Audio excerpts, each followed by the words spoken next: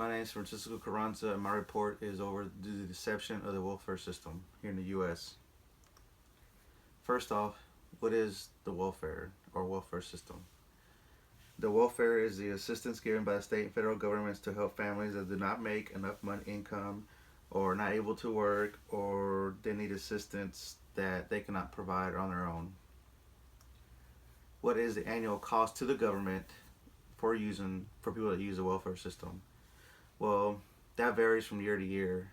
This year, or correction, in 2015, according to the website usgovspending.com, the total for welfare spending was $361 billion. That is the money that we as taxpayers paid into the system so that people who are not able to provide for their own families on their own is taken from us as taxpayers to provide for them, which is perfectly okay because there is families out there that do need assistance and that do need help. What is the amount that is estimated by certain watchdog groups that is abused within the welfare system? According to the website federalsafety.net, it gave an estimate that the annual abuse or people that unlawfully use the welfare system, such as food stamps or even Medicaid or Medicare, it comes out to over $76 billion a year. Now, it doesn't seem like a lot of money, but that is a staggering amount of money that's basically being thrown away by people that have incomes but are not reporting it, or that people that are living above their means but still taking advantage of the system, whether it be food stamps or housing assistance or anything like that. We, as myself, and I'm sure you have all seen people that drive vehicles that are brand new, or people that have state of the art electronics or anything like that, but yet they live in income certain income households. For example, hood homes or homes that you have to have a certain amount of income to live in. Well, obviously people are claiming they only make a certain amount of money, but yet they are living or leeching off the system and getting all this extra assistance from the government that they do not need, but yet they're abusing the system in one way or the other, whether it be Medicaid or food stamps or any other, or even housing assistance. We see these people that drive these brand new vehicles and that live in certain that live in low income housing, but yet their vehicles are better than some of ours that we have.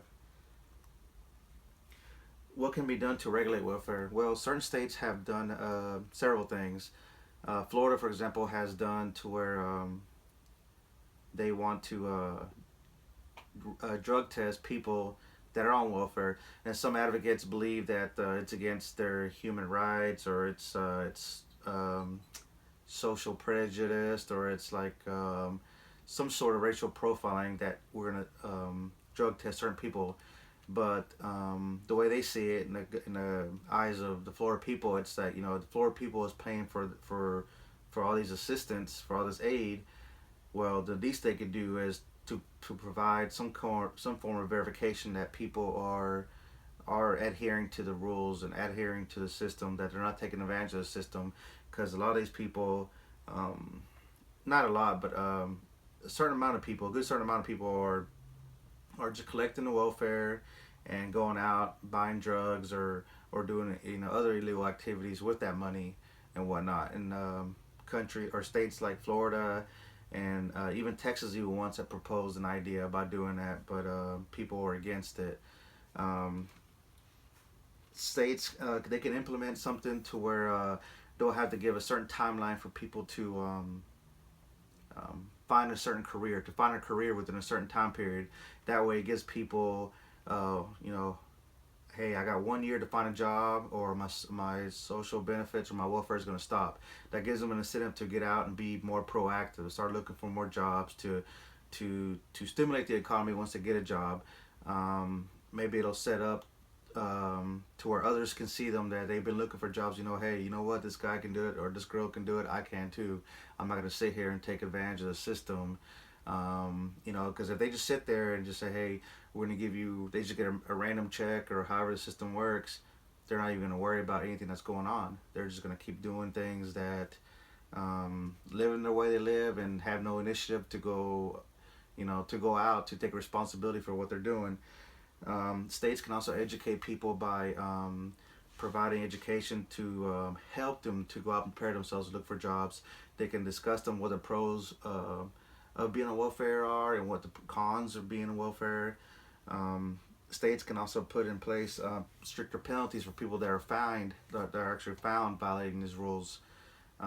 People need to be educated about the about what is good and what is not good for welfare. Welfare is great. Speaking from personal experience, my family was on welfare when we were growing up. When I was a little kid, 8, 9 years old. You know, food stamp wise.